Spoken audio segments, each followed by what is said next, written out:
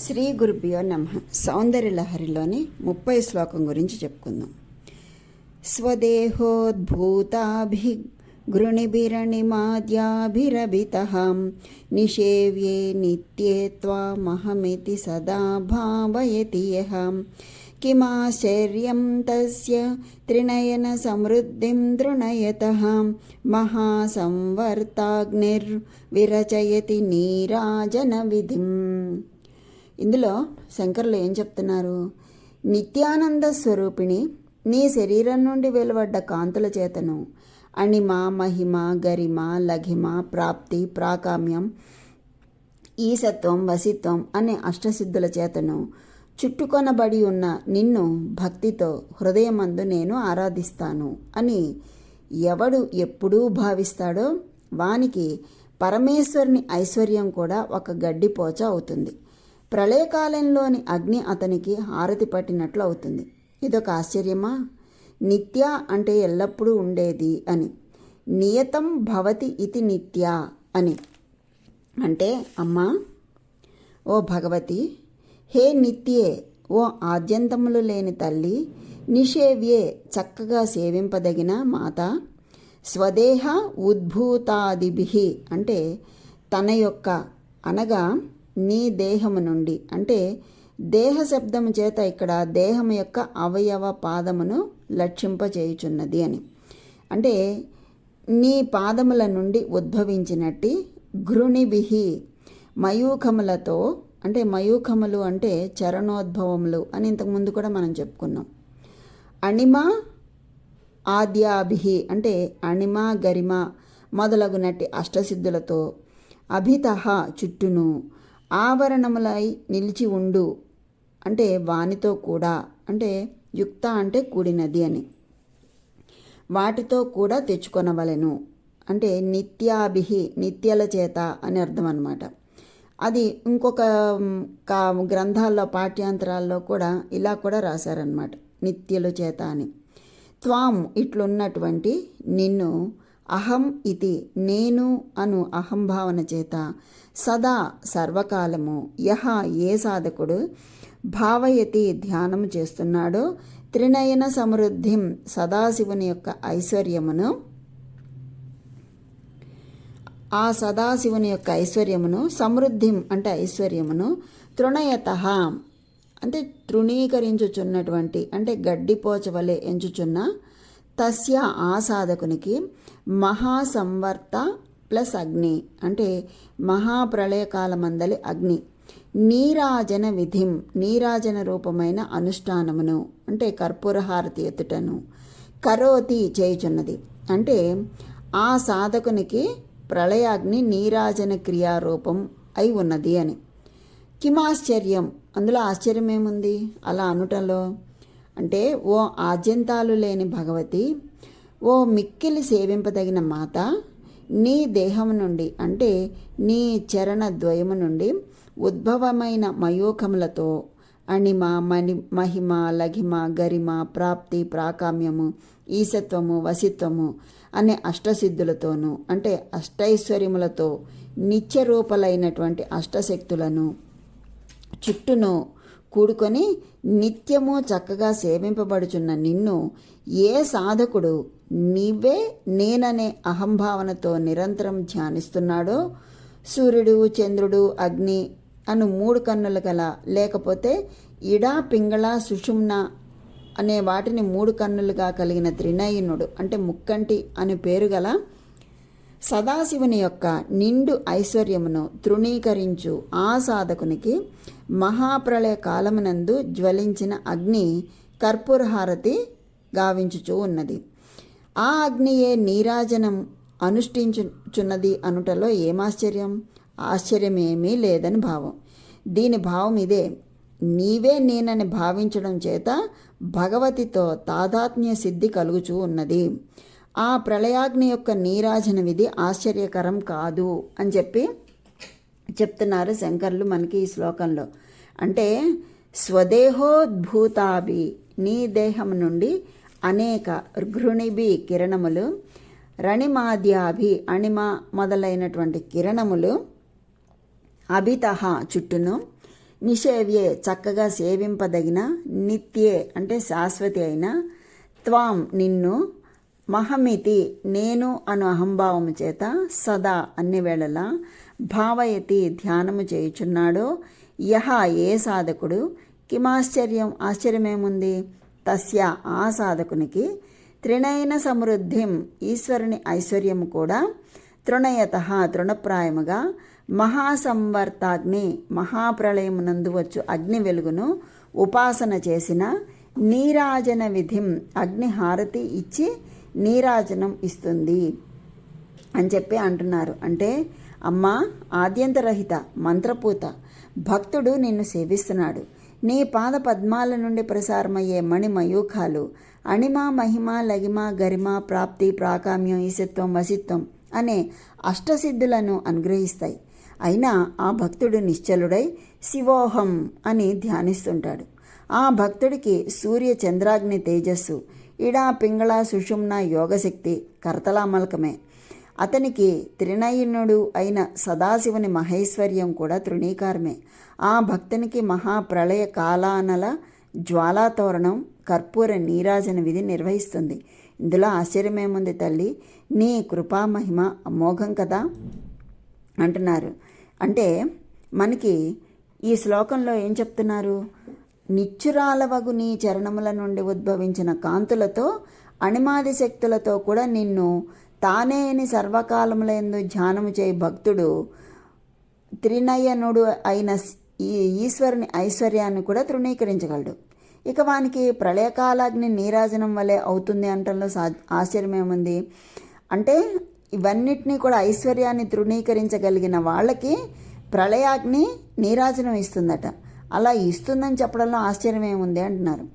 ఇంతకు ముందు వివరించిన శ్లోకాల్లో ఒకదానితో ఆచార్యుల వారు ముకుంద బ్రహ్మేంద్రుల కిరీట కాంతులు అంబిక పాదములకు ఎత్తబడిన నీరాజనం వలె ఉన్నాయి అని వర్ణించారు అని మనం చెప్పుకున్నాం. ఇక్కడ ఇంకొక విధమైన నీరాజనం చెప్పబడుతుంది.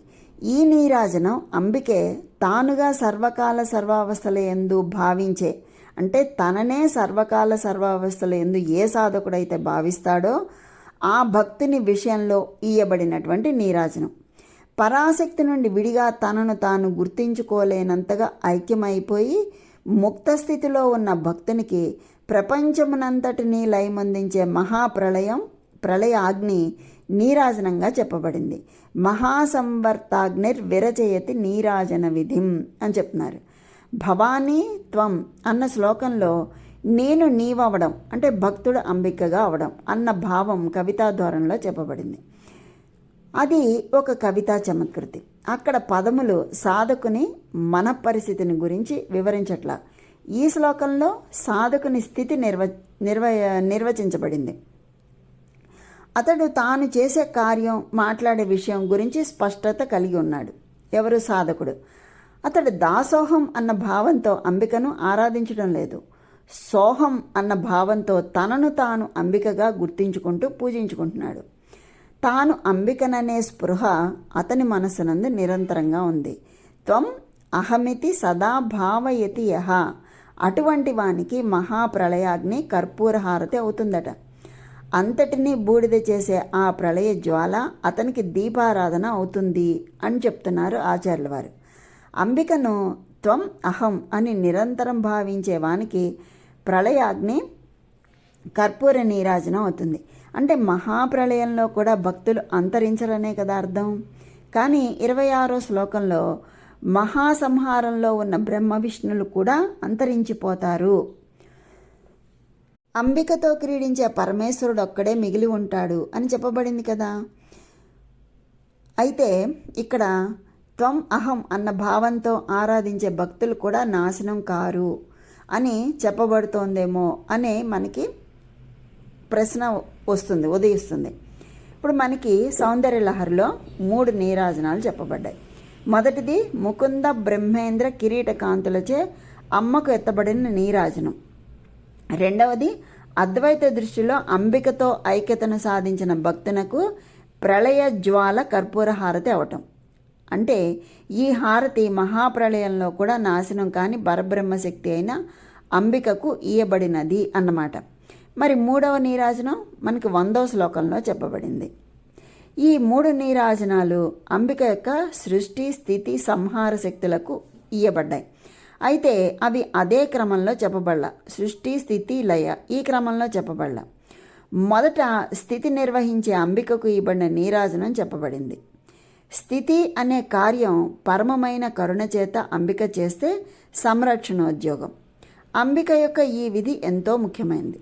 ప్రణవంలో ఆ, ఉ, ఉమ్ అనే వర్ణాలు వరుసగా సృష్టి, స్థితి, సంహారాలు సూచిస్తాయి.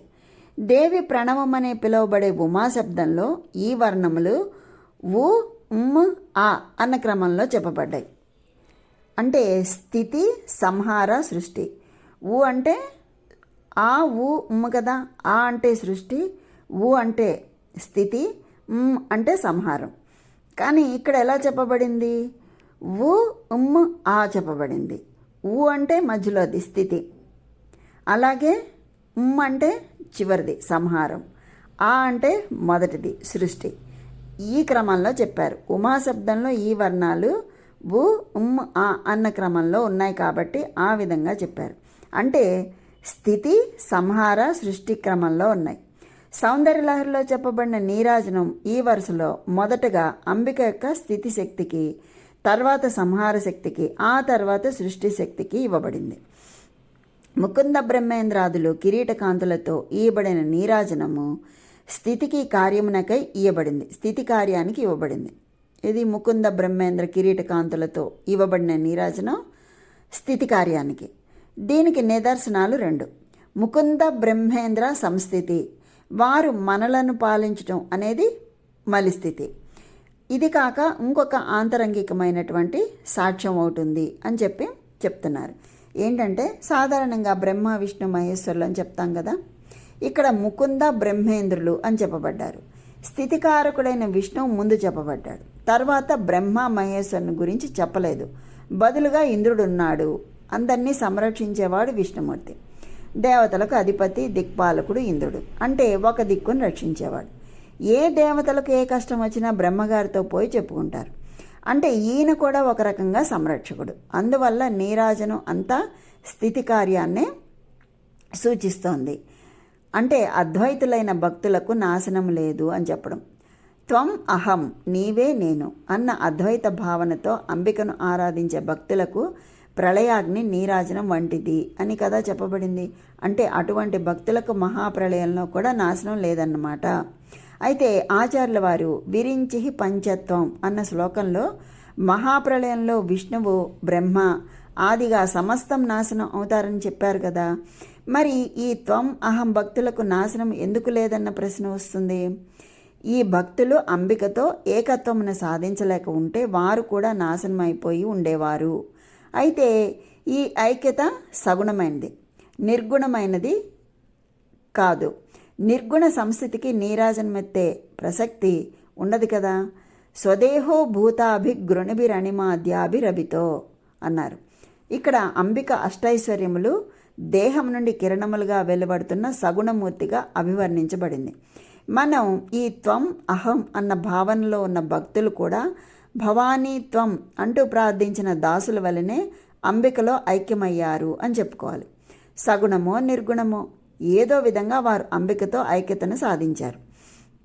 ఈ శ్లోకం ప్రళయాగ్ని విడిగా అంబిక స్వరూపంగా కాకుండా హారతులెత్తుతున్నట్లుగా చెప్పబడుతోంది. అంటే వారు ఈ ప్రళయమనే లీలను తామే నడిపిస్తున్నామనే అద్వై భావంలో ఉంటూనే అదే సమయంలో ఈ తల్లి ఈ రకమైన లీలలను ఫలానా శక్తితో నిర్వహిస్తున్నది అన్న భక్త్యావేశంతో మునిగి అందులో ఉన్నారన్నమాట. ఈ పరమైన మహాప్రళయం లీలను చూపించడానికే అంబిక అద్వైత స్థితిలోని భక్తులను ద్వైత స్థితిలో కూడా ఉంచింది. అంటే వారి ప్రళయ లీలలో చిక్కుకొని పోలేదన్నమాట. ఈ జగన్నాటకంలో పాత్రధారులుగా ఉన్నవారు ఈ ప్రళయ నాటకంలో చిక్కుకొని నశిస్తారు. నటన విరమించి ప్రేక్షకులుగా ఉన్నవారు నాటకంలో జరిగే అంశాలతో ప్రమేయం ఉండదు కదా, కేవలం ప్రేక్షకులుగా ఆనందిస్తారు. సగుణ బ్రహ్మగా ఉన్నటువంటి అంబికతో అద్వైభావనను పెంపొందించుకొని ఆమె నాటకంలో పాత్రధారులు కాకుండా ఇటువంటి భావంతో ఆమె లీలను వీక్షించే ఇటువంటి త్వం అహం భక్తులు ప్రపంచ వ్యవహారాలకు అతీతులు. శివుడు ఒక్కడే ప్రళయంలో నాశనం కాకుండా ఉండాలంటే ఈ జగన్నాటక పాత్రధారులలో అతడొక్కడే మిగిలి ఉంటాడని అర్థం. అంబికనే తాముగా భావించే త్వం అహం భక్తులు ప్రళయాగ్ని కీలను నీరాజనంగా అందుకుంటారు. ఈ రెండింటి నడుమ విరుద్ధత ఏదీ లేదు. ఇక అమ్మ సౌమాంగల్యానికి మర్యాదగా ఆమె నుండి అభిన్నంగా అంటే ఆమె సంస్థితికి కారణమైన నిర్గుణ శివం మిగిలిపోతాడు. శివుడు నిత్యమైన సత్యవస్తువు అని విడిగా చెప్పక్కర్లేదు. ఆయనకి ఎల్లప్పుడూ నిత్యంగా ఉండటం కంటే భిన్నమైన స్థితి లేదు. నిర్గుణ శివునితో పాటు పరబ్రహ్మశక్తికి పేరుకు పతి అయిన కామేశ్వర శివుడు మిగులుతాడు. ఆమెతో లీల కోసమే అతని సంస్థితి. ఆచార్యుల వారు విహరతి సతి త్వత్పతిరసవు అంటారు. తర్వాత అంబికను ఆచార్యుల వారు పరబ్రహ్మమైషి అని కూడా పిలిచారు. నిర్గుణమైన పరబ్రహ్మము పరాశక్తితో విహరిస్తున్నది అనడం పొసగదు కనుక ఆమెతో విహరించేవాడు కామేశ్వర శివునిగా మనం తీసుకోవాలి. అంబికను త్వం అహం అనే భావంతో ఆరాధించే భక్తులు విడదీయడానికి వీలు లేనంతగా ఐక్యమై ఉన్న ఈశ్వరుడు, ఇద్దరికీ నాశనం లేదు అన్నది ఈ శ్లోకం యొక్క భావం. ఇంత అద్భుతమైన శ్లోకాన్ని అందించినటువంటి శంకరాచార్యుల వారికి మరొకసారి కృతజ్ఞతలు తెలియచేసుకుంటూ ఆయన్ని పాదపద్మాలకు నమస్కరించుకుంటూ దీన్ని పారాయణ చేసుకోవాలి. ఎలా చేసుకుంటే కలిగే ఫలితం ఏమిటి అంటే అణిమాది అష్టసిద్ధులు, పరకాయ ప్రవేశం, అగ్నిస్తంభనం ఇలాంటివన్నీ కూడా వశమవుతాయి. ఇలాంటి సిద్ధులన్నీ కూడా లభిస్తాయి. దీనికి 96 రోజులు ఆరాధన చేయాలి. రోజు 1000 సార్లు చేయాలి. అలా చేసి మధువు, త్రిమధురం, తాంబూలం నివేదన చేయాలి. ఈ విధంగా చేసినటువంటి వాళ్ళకి అణిమాది అష్టసిద్ధులు, అష్టైశ్వర్యాలు ఇలాంటి విద్యలన్నీ కూడా సిద్ధిస్తాయన్నమాట. అంత గొప్ప శ్లోకాన్ని అందించారు శంకరులు. కనుక ఆ అంబిక యొక్క అనుగ్రహం అందరికీ కలగాలని కోరుకుంటూ స్వస్తి.